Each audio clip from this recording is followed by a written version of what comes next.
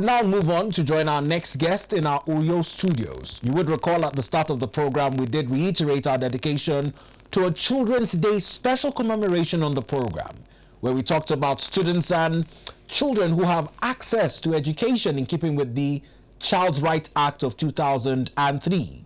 Well, this morning, our next guest is one that caters to street children, the less fortunate or privileged to have these accesses.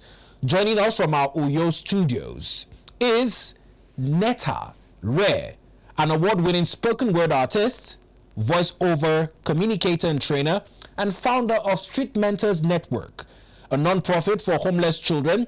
She has also received numerous accolades, including UBA Africa Poets Day 2018, the IMUN Award 2021, and the Veta Chadwick Poetry Prize in 2024.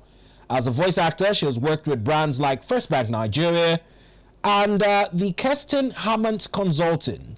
Neeta has trained over 500 people in public speaking and personal development and has authored several books. Her organization, Street Mentors Network, has supported hundreds of street children. Hello, good morning to you, Neeta. Can you hear me?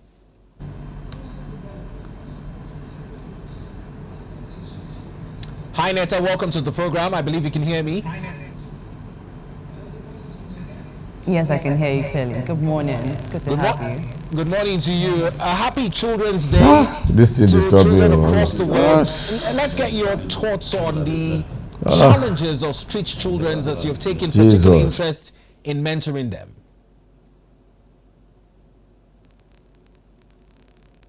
Okay, so the challenges of street children are like a hydra-headed problem. They're very multifaceted. They're coming from different angles. But before we even talk about the problems of street children, I think the best way to begin is to even, talk about why we have street children. What are the circumstances that lead up to us having street children in the first place? So we have issues like parental neglect, we have separation, we have which is child witch branding, which is really popular in the South.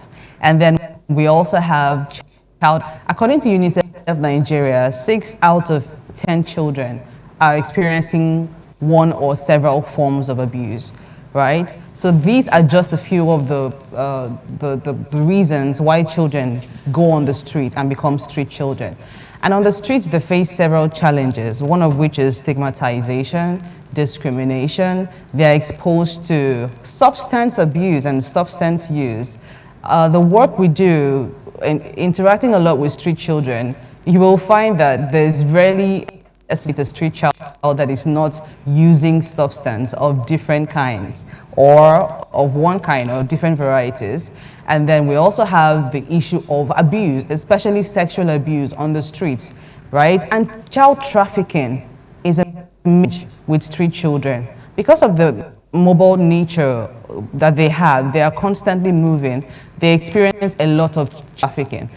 So you find people to border, you find them being taken to, I'm speaking for Akwa Ibom now, so you find them being taken to places like Cameroon and different places just to go work people, and these are some of the challenges that they face. And when you're trying to reintegrate them into society, they have a difficult time being accepted back into society by the members of society. So these are some of the challenges that street children face. Now, it's very important that you began the background of this conversation off the back of why we have street children, particularly from the area of parental neglect and separations. It's almost like an unending problem, particularly when these children are now accused of issues of financial misfortunes in the families from where they come. Are there any efforts by your organizations to somewhat have a reorientation amongst communities where these issues are prevalent?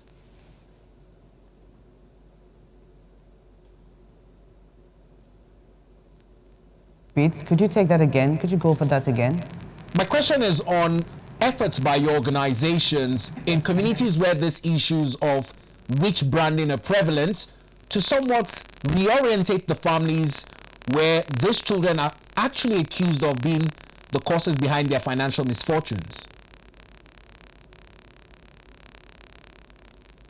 right, you're asking if there's a correlation between families blaming the children for their financial misfortune, which is leading to child wage branding. Am I correct? Yes, please. Is that correct?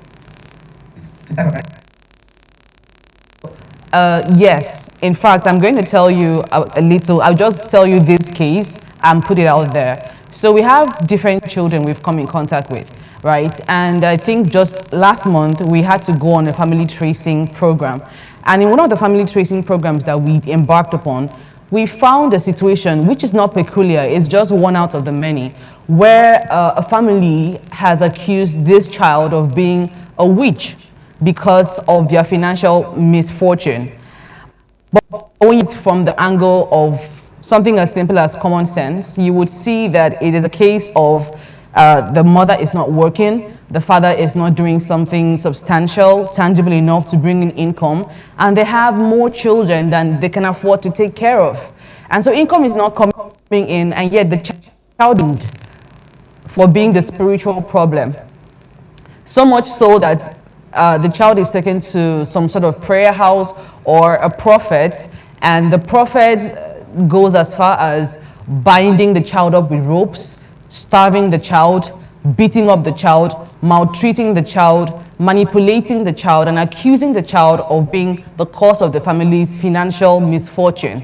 And as a human being, you would think if children are little, right? So they do not have strong minds as we adults do.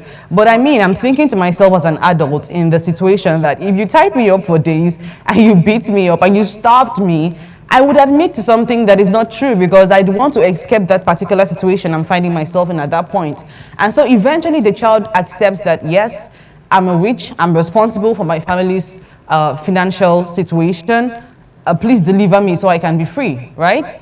And so in this case, it got so bad that the child was even burned with a very hot knife over fire and burned. And the child eventually ran away because as early as 5 a.m., this child is getting beaten up by the family members.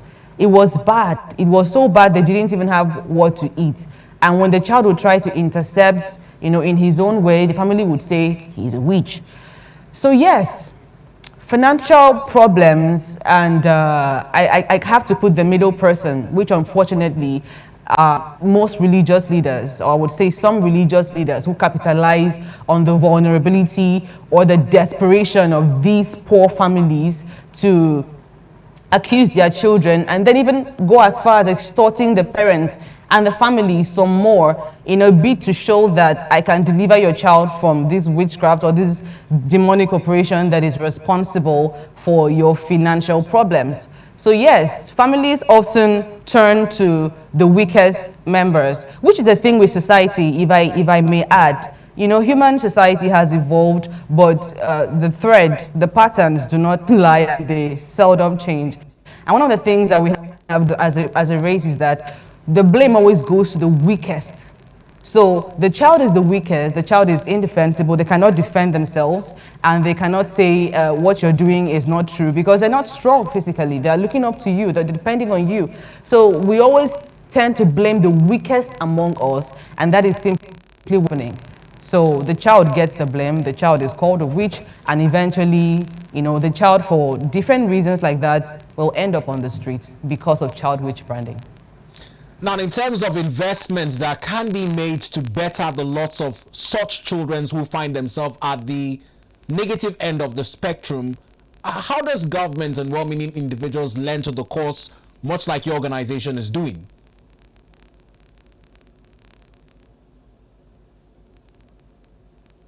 I didn't get that. My question is on investing in the future of children to better the lot of such children who are unfortunate to find themselves at that negative end of the spectrum. What can government and well-meaning individuals do, much like your organization is doing?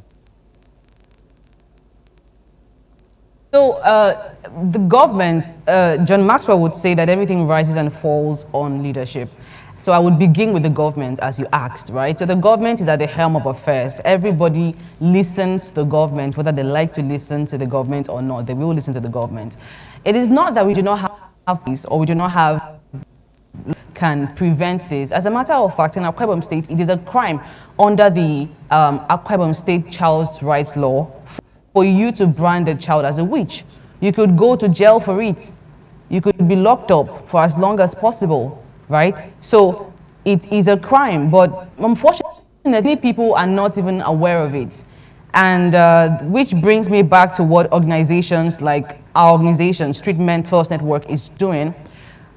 We are very big on advocacy. Currently in Uyo, we have put up some billboards discouraging child witch branding and abuse. More people need to know that it is not okay to abuse a child sexually, in forms of exploitation, trafficking, neglect. Parental neglect is a form of abuse many people don't even know about. A parent has a child. In fact, we have children at our organization that the parents are here in Uyo, but they do not care if the child is eating, if the child is alive, if the child is breathing or clothing, or being clothed well. So abuse comes in different forms, but individuals will have a role to play from families. If you see somebody abusing a child, it's like we say, see something, say something, right? Don't look the other way. And also, if you have a child that is maybe not biologically related to you, and for some reason that child is staying with you, maybe your niece, your nephew, your cousin's child, and you're taking care of that child, you should not abuse that child. One of our billboards, the question we're asking is, if that child were to become the president tomorrow, would you still call that child, would you still say that child is a wizard? And the child that you are abusing today, abusing your own children tomorrow, or might end up abusing you tomorrow. So individuals have a great role to play by saying something, and even reporting if they cannot intervene immediately. So the government has a great role to play in terms of supporting community-based organizations like what we do, so that the advocacy can be put out there, the word can be out there. And also, we need to be more stringent about our laws. We need to effect our policies. We make policies, but we need to follow up on the policies that we make. We need to have a system whereby a police, perpetrators or offenders will get punished so that they can serve as warnings, as scapegoats and deterrents for others who might go the same path. So organizations, government, individuals, we all have a role to play. We have come to this point as a community and as a people where our children are getting abused because we did not do anything about it. And there's a quote by Nelson Mandela. He says that there can be no keener revelation of the society's soul than the way in which it treats its children. So the manner in which our treated, there's a lot to say about us as a people. And if the children, it's a good time to ask questions if the future is safe or if we even have a future at all. Well, Neeta, I must say kudos to you on the good work you're doing so far. Unfortunately, time is not our friend, as would have loved to expand this conversation to delve deeper into your work. But we'll keep tabs with you and continue to grant you our platform to follow up on the good work you're doing. We appreciate you. That was Neeta Rare, who is the founder of the Street Mentors initiative that attends to homeless children, joining from our Uyo studios.